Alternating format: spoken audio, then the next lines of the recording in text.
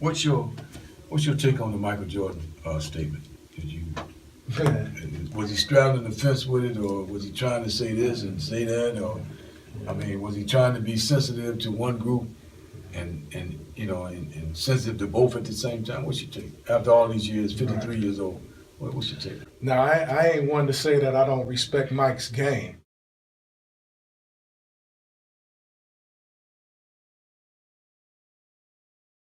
So let's go ahead and get that out the way. Mike was the real deal, okay? You know what I'm saying? So I ain't taking nothing away from Mike's game. Tremendous gift. Right, you know what I'm saying? Man, for real. Tremendous gift. Yeah, but if we want to hold Mike accountable, Mike does not hold us accountable. We hold Mike accountable. Right. I never bought a pair of Jordans in my life. Me either. And I'm a hooper. Okay? I never bought a pair of Jordans in my life. But if that's right. I was rocking Adidas and some other things. Okay. But I'm saying if we want Mike to step up to the community and honor the community, then hey, we gotta stop buying them kicks. That's it. You know what I'm saying? That's the bottom line. 93% of the sales of his shoe company is Air Jordan, from Baby Jordan on up. Yeah. And now they got these retro shoes coming out every other week. Is another pair. Yeah. But Kim, what's his name? Knight. Knight. Philip Knight. Yes, sir. Philip Knight has just turned the company over to his son, with sales last year of $28 billion. Wow. So they can afford to give Michael $50 million. I mean, 1% of $28 billion is $280 million. Half of that is $140 million. Mm-hmm. Michael actually got 0.3%. Wow. That's all he got. And now Philip Knight's great grandkids will never have to do anything. Right. And they're projecting the sales in the next 3 to 5 years to be at 35 to 50 billion. Yeah. And so to have 93% of your sales predicated on one shoe. Yes. Man, that's crazy, man. And what does that speak about us, where we are as a people, where we have more value in a shoe that's reinvented every year than we do at building property in our community? You know, I wanted to ask you and Harold and the Queen, what value does that have to make us that predictable? Wow. What value does that have to make it predictable? To make us as a community that predictable. Yeah. What he said about the money that's going to be made off of our income. Hey, when you program a slave, they're gonna act like a slave. So you know what I'm saying? I just was trying to get it out. That's right.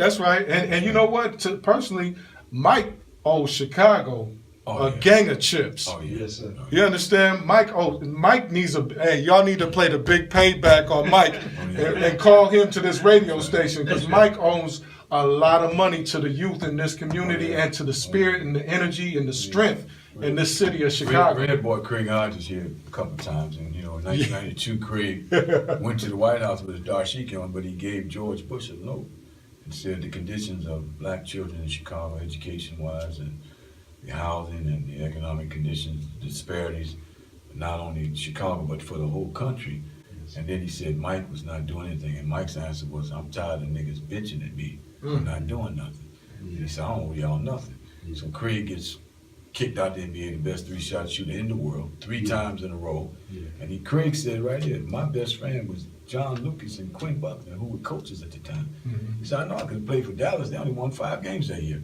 And so Craig paid with his career. That's right. Because Craig spoke out. Yeah, I remember that. And Craig, man, he paid dearly, brother. Mm-hmm. And so and we should and he needs to be honored for doing that. Every time. Let's get calls. We got a bunch of calls. Hello, caller. You're a man who makes $90,000 a year, which isn't exactly slave wages. What's your retort to that? A well-paid slave is nonetheless a slave.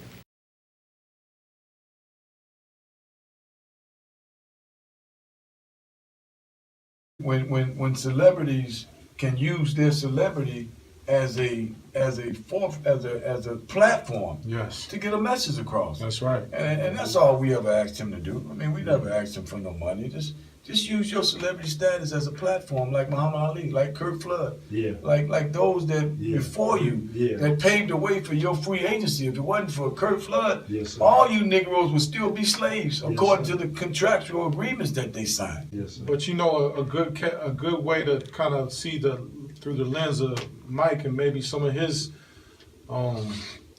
issues was actually, man, that ESPN documentary that they just did on OJ, man. What was it called? OJ.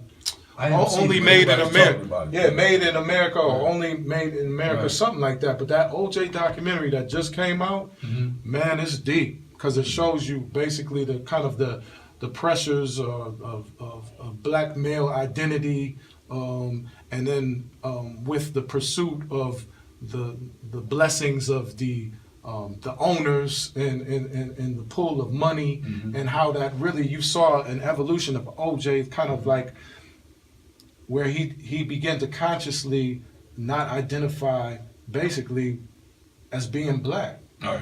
You know, because there was a financial trade-off there, and it was a conscious thing, that why that decision was made.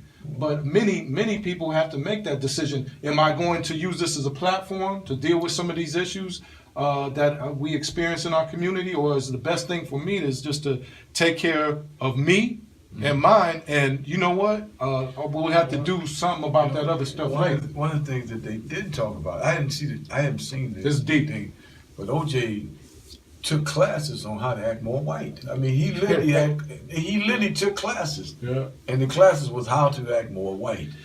And so I don't know if you could say that about Jordan, though. Oh, no. Well, I don't know. I mean, maybe he got himself a white girl or something, but Yeah. I don't even know if, man, Jordan's game was so. Oh yeah. Man, His game spoke for itself. Man, Jordan's game was deep. Spoke for itself. I mean, the tremendous talent that God blessed him with.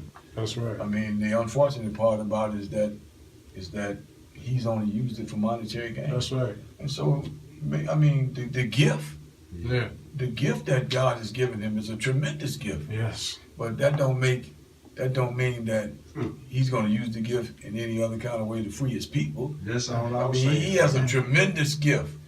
And the gift comes at a great expense, because if you Exactly. don't own, and we deal with this in the film, if you don't own your gift,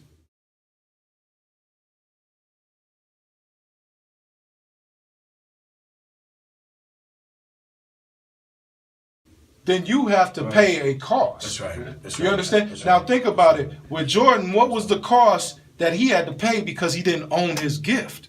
They took his father. Oh yeah. Wow. They checked him by taking his father. 7, 6, 13. You understand what I'm saying? So, when you got that gift, brother, Right. you are seen by many. Right. And so you better possess ownership over those skills and talents you have, because there's many people that want that gift to use it for their purpose. And if the gift does not match any integrity, I mean, then your gift is all for monetary gain. That's right. I mean, T.D. Jakes is now got his own TV show, a tremendous preacher. But if his gift is being compromised now, That's right. we'll soon find that out too. Yeah. Let's take these calls. Hello, callers.